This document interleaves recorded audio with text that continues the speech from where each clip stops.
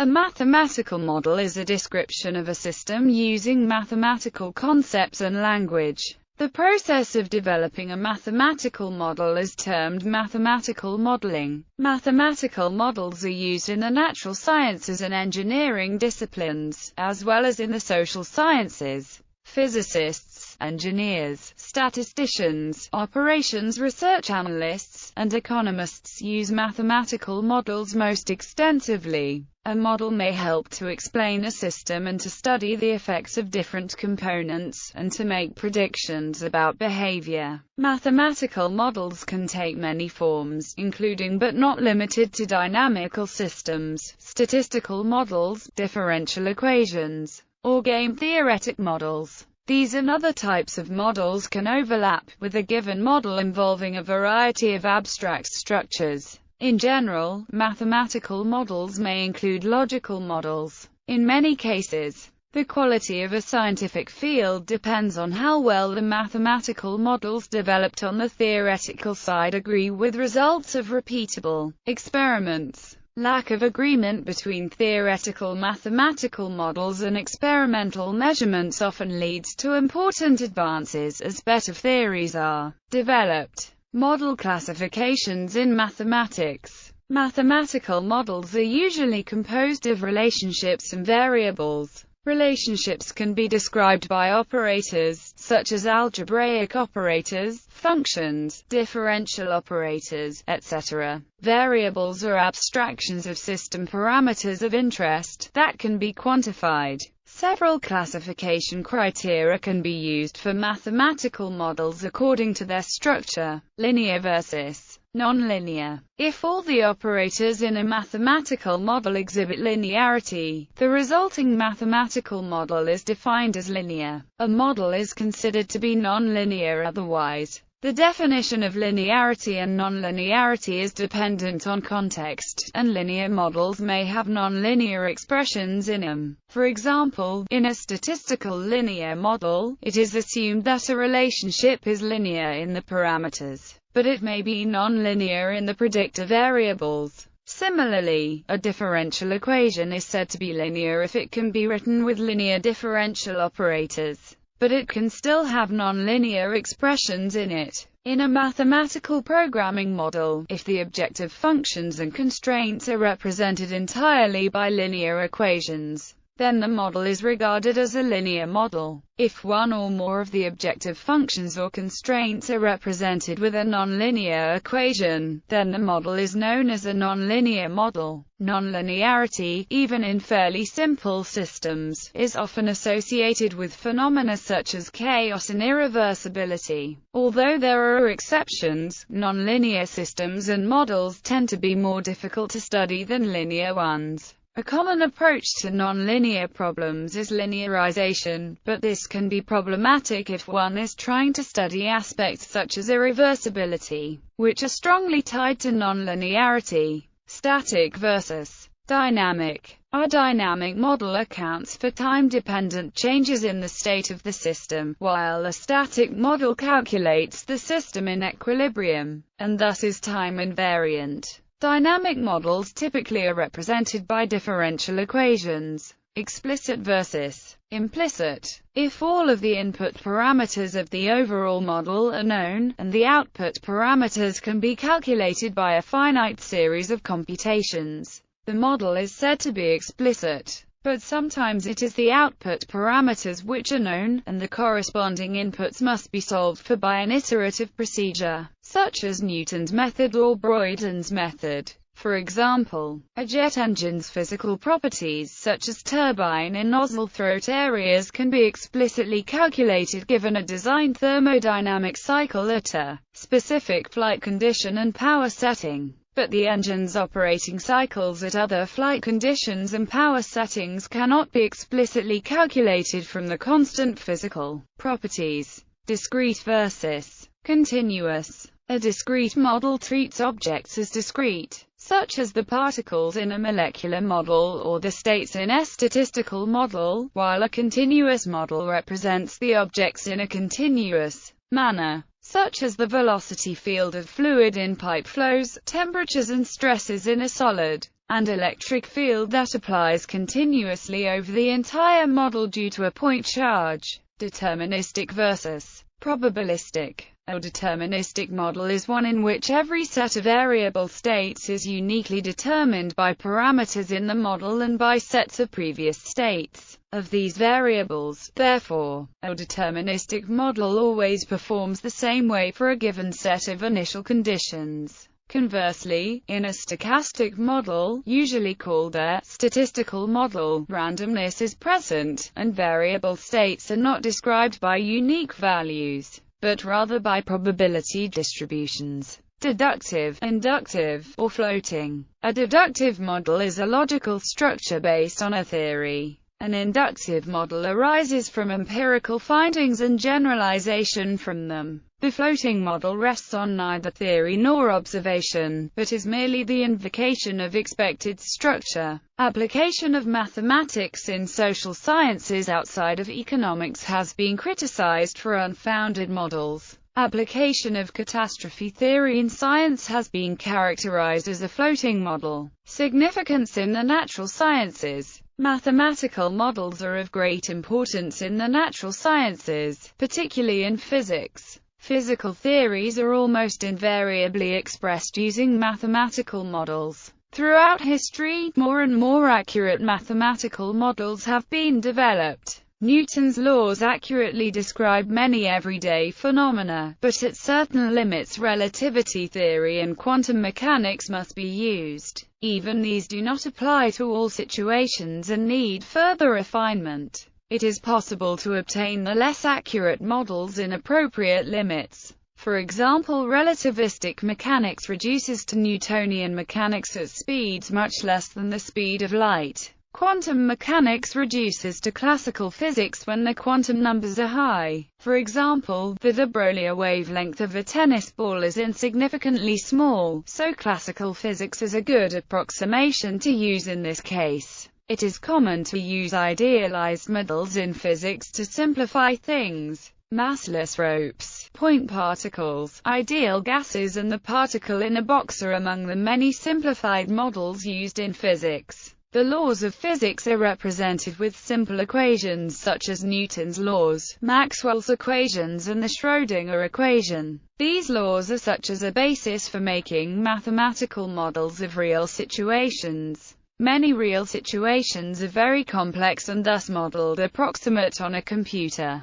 A model that is computationally feasible to compute is made from the basic laws or from approximate models made from the basic laws. For example, molecules can be modeled by molecular orbital models that are approximate solutions to the Schrödinger equation. In engineering, physics models are often made by mathematical methods such as finite element analysis. Different mathematical models use different geometries that are not necessarily accurate descriptions of the geometry of the universe. Euclidean geometry is much used in classical physics, while special relativity and general relativity are examples of theories that use geometries which are not Euclidean. Some applications. Since prehistorical times, simple models such as maps and diagrams have been used. Often when engineers analyze a system to be controlled or optimized, they use a mathematical model. In analysis, engineers can build a descriptive model of the system as a hypothesis of how the system could work, or try to estimate how an unforeseeable event could affect the system. Similarly, in control of a system, engineers can try out different control approaches in simulations.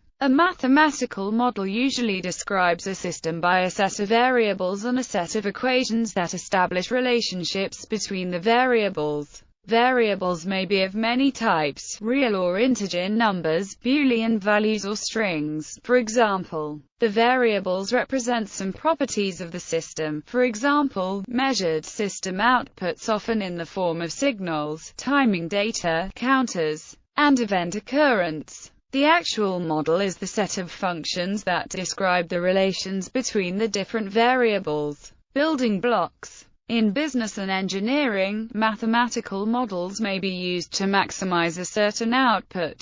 The system under consideration will require certain inputs. The system relating inputs to outputs depends on other variables too. Decision variables, state variables, exogenous variables, and random variables. Decision variables are sometimes known as independent variables. Exogenous variables are sometimes known as parameters or constants. The variables are not independent of each other as the state variables are dependent on the decision, input, random, and exogenous variables. Furthermore, the output variables are dependent on the state of the system. Objectives and constraints of the system and its users can be represented as functions of the output variables or state variables. The objective functions will depend on the perspective of the model's user. Depending on the context, an objective function is also known as an index of performance, as it is some measure of interest to the user. Although there is no limit to the number of objective functions and constraints a model can have, using or optimizing the model becomes more involved as the number increases.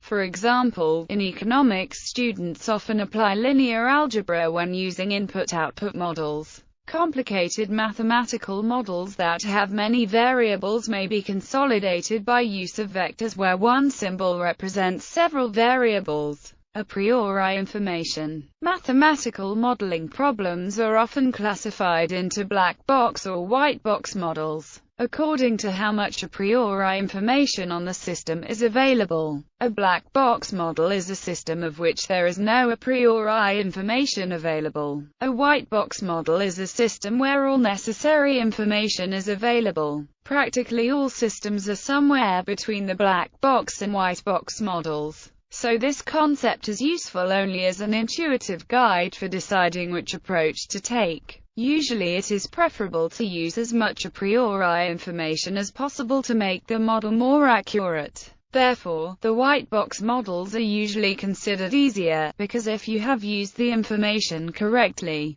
then the model will behave correctly. Often the a priori information comes in forms of knowing the type of functions relating different variables. For example, if we make a model of how a medicine works in a human system, we know that usually the amount of medicine in the blood is an exponentially decaying function. But we are still left with several unknown parameters. How rapidly does the medicine amount decay? And what is the initial amount of medicine in blood? This example is therefore not a completely white box model. These parameters have to be estimated through some means before one can use the model. In black box models, one tries to estimate both the functional form of relations between variables and the numerical parameters in those functions. Using a priori information, we could end up, for example, with a set of functions that probably could describe the system adequately. If there is no a priori information, we would try to use functions as general as possible to cover all different models.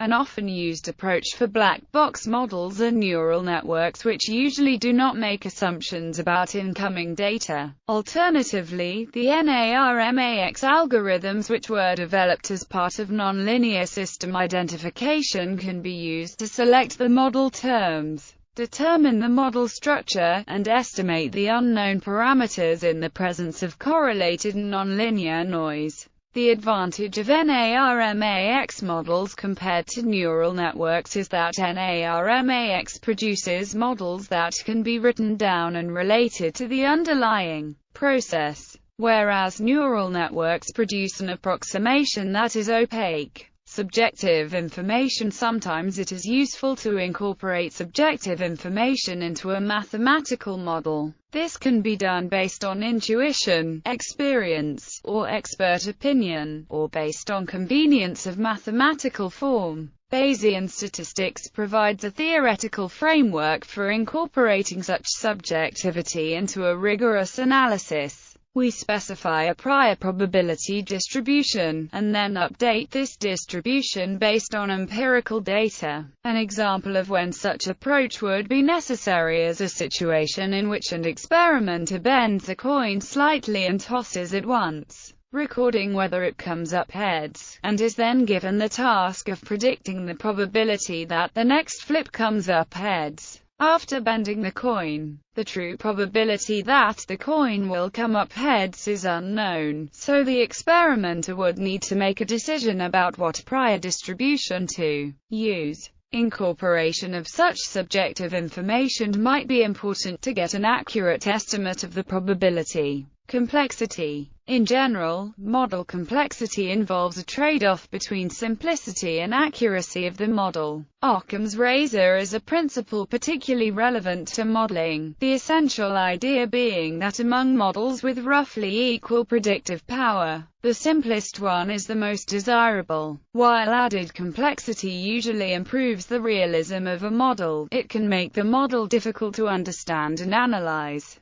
and can also pose computational problems, including numerical instability. Thomas Kuhn argues that as science progresses, explanations tend to become more complex before a paradigm shift offers radical simplification. For example, when modeling the flight of an aircraft, we could embed each mechanical part of the aircraft into our model and would thus acquire an almost white box model of the system. However, the computational cost of adding such a huge amount of detail would effectively inhibit the usage of such a model. Additionally, the uncertainty would increase due to an overly complex system, because each separate part induces some amount of variance into the model. It is therefore usually appropriate to make some approximations to reduce the model to a sensible size. Engineers often can accept some approximations in order to get a more robust and simple model. For example, Newton's classical mechanics is an approximated model of the real world. Still, Newton's model is quite sufficient for most ordinary life situations, that is, as long as particle speeds are well below the speed of light, and we study macroparticles only. Training. Any model which is not pure white box contains some parameters that can be used to fit the model to the system it is intended to describe. If the modeling is done by a neural network, the optimization of parameters is called training. In more conventional modeling through explicitly given mathematical functions, parameters are determined by curve fitting. Model evaluation. A crucial part of the modeling process is the evaluation of whether or not a given mathematical model describes a system accurately. This question can be difficult to answer as it involves several different types of evaluation. Fit to empirical data. Usually the easiest part of model evaluation is checking whether a model fits experimental measurements or other empirical data. In models with parameters, a common approach to test this fit is to split the data into two disjoint subsets: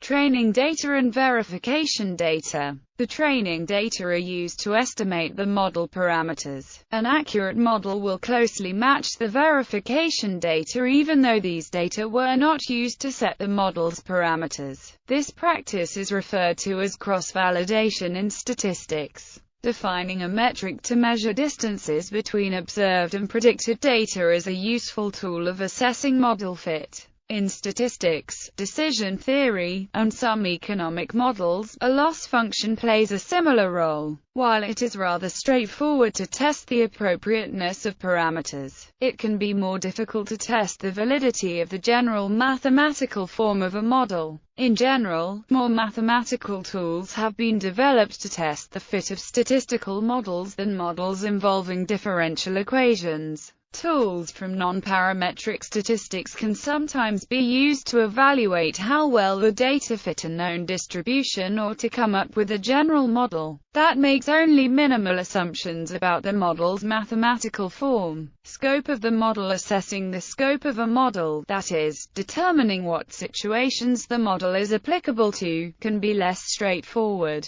If the model was constructed based on a set of data, one must determine for which systems or situations the known data is a typical set of data. The question of whether the model describes well the properties of the system between data points is called interpolation, and the same question for events or data points outside the observed data is called extrapolation. As an example of the typical limitations of the scope of a model, in evaluating Newtonian classical mechanics, We can note that Newton made his measurements without advanced equipment, so he could not measure properties of particles traveling at speeds close to the speed of light. Likewise, he did not measure the movements of molecules and other small particles, but macroparticles only. It is then not surprising that his model does not extrapolate well into these domains, even though his model is quite sufficient for ordinary life physics.